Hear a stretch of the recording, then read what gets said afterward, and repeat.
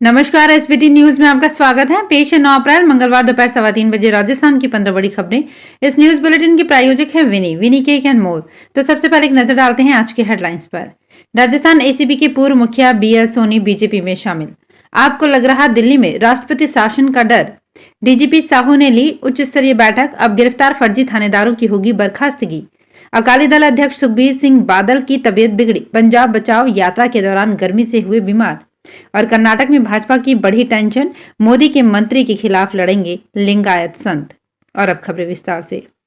Rajasthan ACB के पूर्व मुखिया बीएल सोनी बीजेपी में शामिल हो गए हैं। आज जयपुर स्थित भाजपा मुख्यालय में भारतीय जनता पार्टी की प्राथमिक सदस्यता ली। ज्वाइनिंग कमेटी के अध्यक्ष अरुण चतुर्वेदी की मौजूदगी में बीएल सोनी बीजेपी में शामिल हुए। पूर्व पुलिस कमिश्नर बीएल सोनी के भाजपा में शामिल होने के संकेत कुछ दिनों पहले ही मिल गए थे। दरअसल राजनीतिक हलचलों में उनकी दिलचस्पी और पूर्ववर्ती कांग्रेस सरकार विरोधी बयानों के चलते उनके जल्द ही भाजपा में शामिल होने की अटकलें और चर्चाएं होना शुरू हो गई थी। आखिरकार आज उन्होंने भाजपा का दामन थाम ही लिया। अरविंद केजरीवाल के जेल जाने से राजधानी दिल्ली में राष्ट्रपति शासन लगाए जाने की अटकलें एक बार फिर से जोर पकड़ने लगी हैं। दरअसल दिल्ली के उपराज्यपाल द्वारा केंद्रीय गृह मंत्रालय को पत्र लिखकर दिल्ली सरकार की शिकायत की गई थी।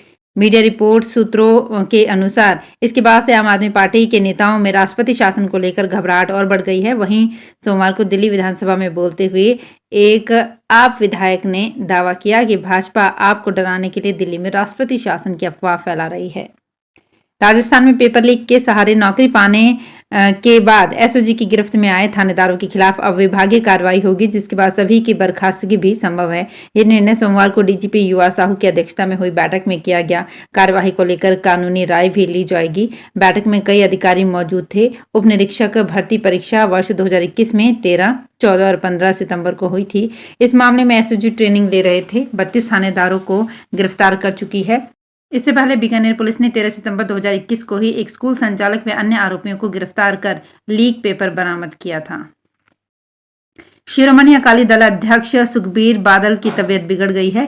बीते कई दिनों से बढ़ रही गर्मी के बीच सुखबीर बादल पंजाब बचाओ यात्रा में डटे हुए थे और लोगों से मिल रहे थे, जिसके बाद उनकी सेहत में हल्की गिरावट देखने को मिली। जानकारी के अनुसार अब सीनियर अकाली नेता बिक्रम मजीठिया पंजाब बचाओ यात्रा को संभालेंगे। कर्नाटक की राजनीति में लिंगायत समुदाय का वोट अहम रहा है। किसी भी चुनाव में इस समुदाय की भूमिका निर्णायक रही है और माना जाता है कि इनका समर्थन भाजपा को ही मिलता रहा है। लेकिन इस बार लोकसभा चुनाव में तस्वीर बदलती दिख रही है। मोदी सरकार के मंत्री प्रहलाद जोशी के खिलाफ लिंगायत समुदाय के बड़े संत जगत गुरु फकीरा दिंगलेश्वर महास्वामी ने चुनाव लड़ने का ऐलान किया है। इसे भाजपा के लिए एक चुनौती के तौर पर देखा जा रहा है और इसका असर कुछ लिंगायत बहुल सीटों पर पड़ सकता है। आईपीएल मैचों में टिकटों की कालाबाजारी के बाद अब अवैध पार्किंग में मनमर्जी की वसूली का मामला सामने आया है। नगर निगम 3 से 12 घंटे की पार्किंग के 40 रुपए लेता है, लेकिन यहां पर 300 रुपए वसूले जाते हैं। सवाई मानसिंह स्टेडियम में हो रहे मैचों में आयोजन समिति, राजस्थान राज्य क्रीड़ा परिषद, राजस्थान रॉयल्स और एक इवेंट कंपनी ने दर्शकों के वाहनों के लिए अवैध पार्किंग बनाई है।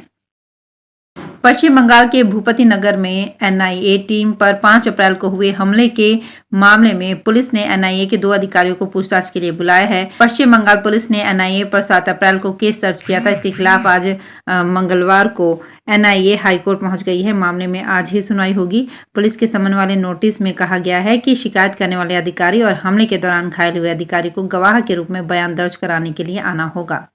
लोकसभा चुनाव में मतदान का दौर शुरू होने में कुछ ही दिन बाकी है। 4 जून को देश को नई सरकार मिल जाएगी। इससे पहले ही कई मंत्रालयों ने 100 दिनों के प्लान पर काम करना शुरू कर दिया है, जिसके निर्देश प्रधानमंत्री नरेंद्र मोदी ने दिए हैं। संभावनाएं जताई जा रही है कि नई सरकार के शुरुआती 100 दिनों में ब्याज पर सब्सिडी, स्लीपर वंदे भारत समेत कई योजनाएं शामिल हैं। हालांकि इसे लेकर आधिकारिक तौर पर कुछ नहीं कहा गया है। मीडिया रिपोर्ट के अनुसार उदाहरण के लिए भारतीय रेलवे ने टिकट कैंसिल करने वाले यात्रियों के लिए 24 घंटे में रिफंड की योजना बनाई है।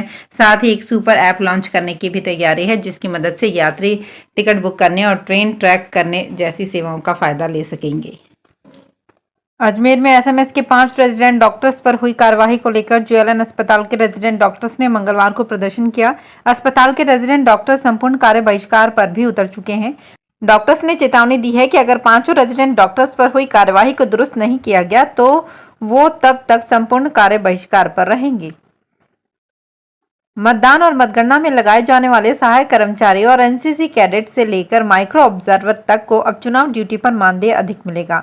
माइक्रो ऑब्जर्वर को अब 3,000 रुपए तक मानदेय मिलेगा। मुख्य निर्वाचन अधिकारी प्रवीण गुप्ता के अनुसार मतदान के दिन बूथ पर नियुक्त माइक्रो ऑब्जर्वर को अब पहले 2 दिवस के लिए 1,000 रुपए तथा 2 दिन से अधिक ड्यूटी पर 500 रुपए प्रतिदिन यानी अधिकतम 3,000 रुपए मानदेय दिया जाएगा। जयपुर के एसएमएस स्टेडियम में सट्टे की खाईवाली करते गिरफ्तार हुए सटोरिये की शिकायत पर कॉम्प्लीमेंट्री पास बेचने वालों के खिलाफ मामला दर्ज किया गया है। ज्योतिनगर थाना पुलिस ने 6 अप्रैल को स्टेडियम में मैच के दौरान सट्टे की खाईवाली करने वाले 3 युवकों को गिरफ्तार किया था। इन सटोरियों ने 25,000 रुपए में कॉम्प्लीमेंट्री पास खरीदा था। अब इन सटोरियों की शिकायत पर पुलिस ने कॉम्प्लीमेंट्री पास बेचने वालों के खिलाफ FIR दर्ज कर ली है। हाईकोर्ट की पूर्ण पीठ ने प्रदेश के न्यायालयों में चतुर्थ श्रेणी कर्मचारियों की लंबे समय से अटकी भर्ती को हाईकोर्ट स्तर पर ही कराने का निर्णय किया है। पहले इसे कर्मचारी चयन बोर्ड से कराया जाना था। वहीं 41 अधिकारियों की जिला न्यायाधीश कैडर में अस्थायी पदोन्नति को नियमित करने और कुछ अधिकारियों को अतिरिक्त जिला न्यायाधीश के रूप में एडहॉक पदोन्नति दी जाएगी।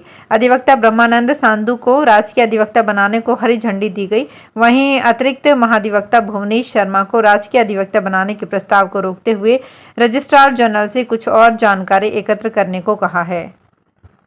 कोटा में अतिरिक्त आयुक्त food safety and drug control Pankaj Ojha ने खाद्य सुरक्षा टीम के साथ शहर में कचौरी और मिठाई निर्माताओं विक्रेताओं का निरीक्षण कर खाद्य पदार्थों के 24 नमूने लिए। अतिरिक्त आयुक्त food safety and drug control Pankaj Ojha ने बताया कि अभियान के तहत नयापुरा स्थित रतन कचौरी एंड स्वीट्स का निरीक्षण करने पर मिठाइयों पर बेस्ट बिफोर अंकित नहीं था। वहां पहले से काम में लिए गए खाद्य तेल को पूरी तरह से हटाए बिना उसमें नया तेल मिलाकर तलने के लिए काम में लिया जा रहा था। इस मौके पर यूज्ड तेल कचौरी में भरने का मसाला, मैदा का घोल, घी, मिर्च, हल्दी, धनिया, नमक के 8 नमूने लिए गए। राजस्थान में विधानसभा चुनाव के बाद सरकार बदलते ही कांग्रेस सरकार के राज में शुरू की गई अन्नपूर्णा फूड पैकेट योजना पर पिछले करीब 4 महीने से ब्रेक लगा हुआ है। खाद्य सुरक्षा सूची में शामिल परिवारों को अगस्त 2023 में इस योजना में फूड पैकेट वितरित हुआ था, जो नवंबर के बाद से अब तक बंद है। इस अन्नपूर्णा फूड पैकेट में 1 किलो चीनी, 1 किलो दाल, 1 किलो नमक, 1 लीटर सोयाबीन ऑयल और 100 ग्राम लाल मिर्च पाउडर, 100 ग्राम धनिया पाउडर और 50 ग्राम हल्दी दी जाती थी। झालावाड़ जिले में पिछली बार की तरह इस बार भी मतदान केंद्रों की कमान महिलाएं संभालेंगी। निर्वाचन आयोग ने ये प्रयोग महिलाओं का मतदान प्रतिशत बढ़ाने के लिए किया है। इस बार झालावाड़ 12 संसदीय क्षेत्र में 64 बूथ की कमान पूरी तरह से महिला कार्मिकों द्वारा संभाली जाएगी। इन सभी बूथ पर 256 महिला कार्मिक कार्यरत रहेंगे। इतना ही नहीं, इन बूथों पर 20% महिला कर्मचारी रिजर्व रखी जाएंगी। तो फिलहाल इस बुलेटिन में इतना ही। फिर हाजिर होंगे कुछ और बड़ी खबरों के साथ। अगर आप भी अपने आसपास की छोटी बड़ी और महत्वपूर्ण खबरों से अपडेट रहना चाहते हैं तो सब्सक्राइब कीजिए हमारे चैनल SPT न्यूज को और प्रेस कीजिए बेल आइकन पर।